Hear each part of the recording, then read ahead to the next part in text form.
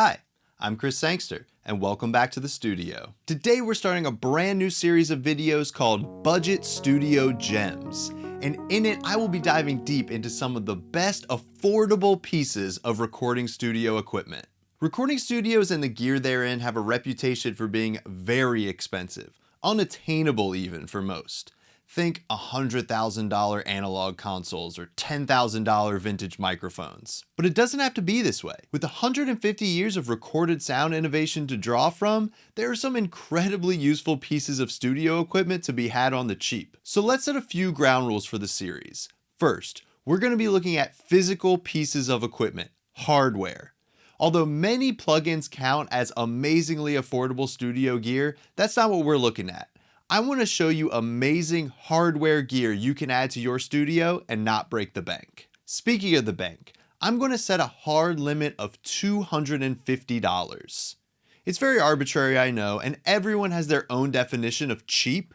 But to me, if you can get a piece of gear that is useful in your music making for under $250, you got a good deal. And I'm going to go with the price that I bought it for. Since most, if not all, of the gear in this series will be secondhand, there's going to be some market fluctuation for the going rate. But if I was able to buy it for less than $250, it counts. Last but certainly not least, it has to be something useful. It has to be something that I would use in my productions or my mixes. I'm looking for the best of cheap gear, not just cheap for cheap's sake. So we've got physical hardware that I bought for less than $250, and something awesome that I would use. Let's rock. In this first episode, we're going to look at one of my all-time favorite pieces of cheap gear, a unit I have had in my rack for years and I still use all the time, despite paying only about $50 for it. It is the DBX 163X compressor. This little beast is known as the over-easy compressor limiter because of its super simple functionality. All you have to do to set the compression on this unit is slide this compression slider. The unit will simultaneously adjust the threshold and the ratio together to deliver an optimum compression sound at any level. In this affordable package, you get all the special sauce that DBX is known for. These include a soft knee threshold, the patented DBX VCA feed-forward circuitry, and the famous true RMS detection. And for me, it's this RMS detection that really sets DBX compressors apart from their competition. Where most compressors use a form of peak detection to detect the incoming signal, DBX compressors use a true RMS detection circuit. RMS, or root mean square, provides the compressor with an average of the power of the incoming signal, whereas peak detectors provide moment-to-moment peak power. The result of this is a more human ear-like response to the incoming signal. This provides a more natural sounding compression and can help to avoid some of the disturbing effects that the fast response of peak detector circuits can have on your program material. Because of this, the DBX 163X is really palatable even at very high compression amounts. And you'll see in the examples later on that my favorite way to use this compressor is at its most extreme setting. It also has a program-dependent attack and release time. These settings are not selectable on the unit itself and are automatically adjusted in response to the incoming signal. In fact, aside from the compression slider, there isn't much else to tweak on the box at all. We have a small knob here on the right to adjust the input gain. I find that setting this around -10 and then adjusting your return level on your audio interface yields the best results for me. On the back panel, we have a 1/4-inch input and output jack, as well as a selector for 110 volt power, the American standard, or 220 volt power, the European standard. We also have an input and selector switch to link two units together for stereo functionality. And you can actually control them both solely by changing the slider on one unit. I only have one of these compressors, but because of the ease of setting up a stereo pair, I've often thought about grabbing a second one. But we skipped over my favorite feature of this compressor, and that is the high Z input on the front. This jack connects to the 163X's internal low noise FET preamp, and it allows you to plug a guitar, bass, or synthesizer straight into the compressor. And you can adjust the input level of the high Z jack with this screw on the back. This just brings a whole extra level of creative possibilities to this unit. You can use it as part of a pedal board or as a standalone effect. It's just so easy to use and sounds so good on so many sources, it truly is a hidden gem. So let's set this thing up and see how it sounds. First, I'm going to connect the input and output jacks to my audio interface so I can send tracks in Logic Pro through it. I will connect the input to output 3 on my UAD Apollo, and I will connect the output to input 3 on the Apollo. Now let's get set up in Logic Pro. Part of the brilliance of Logic Pro is how easy it is to incorporate hardware into your workflow. All you need to do is use the I/O plugin, which is found in the utility section of the plugin menu. You then set the input and output according to the cabling scheme you set up with your audio interface. So in my case, the outputs of the UAD Apollo are offset by 2 in Logic, because Logic counts the main stereo outs as outputs 1 and 2. So in order to select physical output 3 of the Apollo, we need to select output 5 here in the plugin in Logic. We don't have this same offset on the input side, so we simply select input 3. And then here we can fine tune the input and output levels, as well as send a synchronization blip through the signal path to determine and automatically apply any latency offset that's needed. That way everything stays synced up. And that's it. Now we essentially have a plugin of our hardware DBX 163X on our track in Logic. Obviously, you can only use one instance of it at a time per piece of outboard gear you have set up, but it couldn't be easier to use. So here's what the DBX 163X sounds like on an electric guitar. I'm going to start with a small amount of compression between -4 and -6 dBs of gain reduction.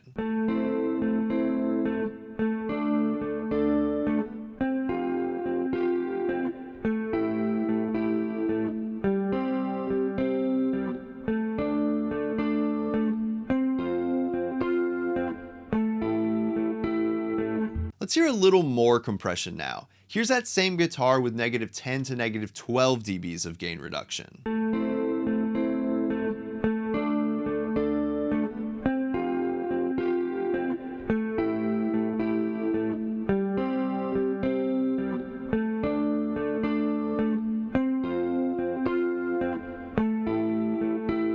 Here's a bass guitar with a small amount of compression, again -4 to -6 dBs.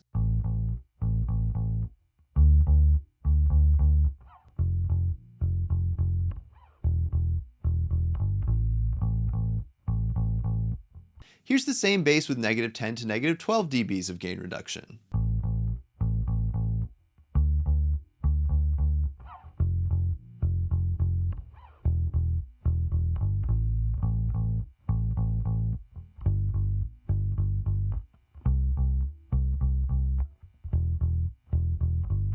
Let's hear some drums now. Here's a kick drum mic with -4 to -6 dBs of gain reduction.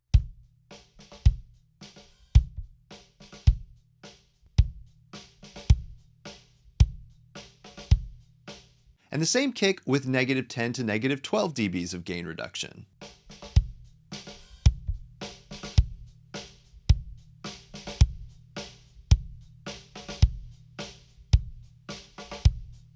Let's also hear it on a snare drum. I'm gonna bus both of my snare mics to the same mono aux track and put the I/O plug-in there.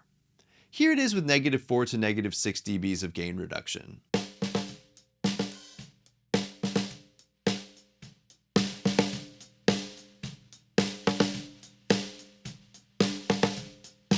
And here are the same snare mics with -10 to -12 dBs of gain reduction.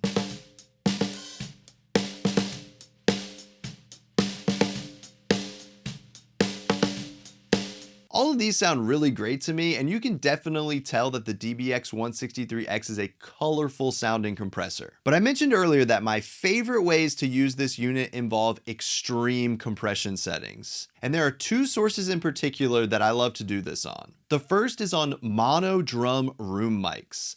I like to run just the drum room mic of a drum kit recording through the DBX 163X and crank the compression slider all the way up.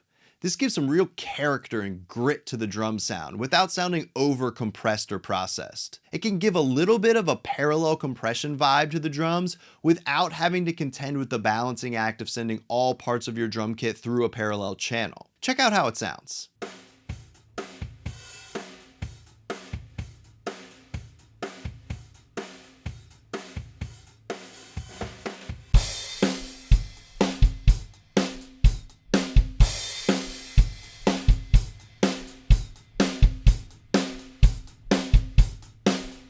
You even have a mix slider here on the I/O plugin, which allows you to dial in the amount of wet sound from the compressor in the signal. Playing around with this can be helpful on this drum room crush technique.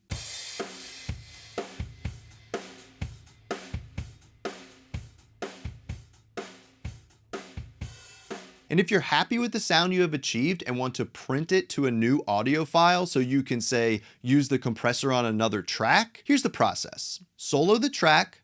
Make sure to turn off any buses the track is sent to so they don't get bounced, and then bounce the project. In the project bounce window, choose real time instead of offline and select add to project. Doing it this way will play through the entire project in real time and allow Logic to capture the performance through the compressor. This is not possible with the bounce track or region options. Once the bounce is complete, open your project audio with this button in the top right. Choose project, then scroll all the way down to the bottom to find your newly created file. Make sure your drum room track is selected, right click on the file and choose add to tracks. And the file will be added to your drum room track. You can then turn back on any bus sends. And finally, my absolute favorite way to use the DBX 163X, bass guitar. By plugging your bass guitar straight into the high Z input, cranking the compression all the way up, and then running the output into a bass amp, you can achieve this truly awesome sound.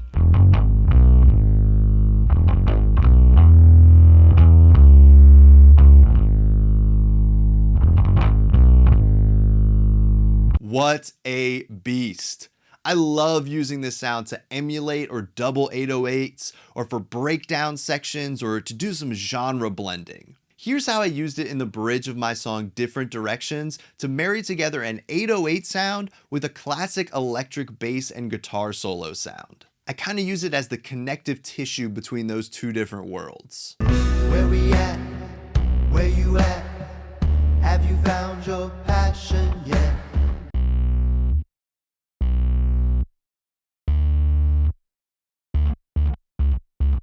Where we at? Where you at? Will you let your past define you? Where we at? Where you at? Are all your dreams behind you? All these obstacles along the road.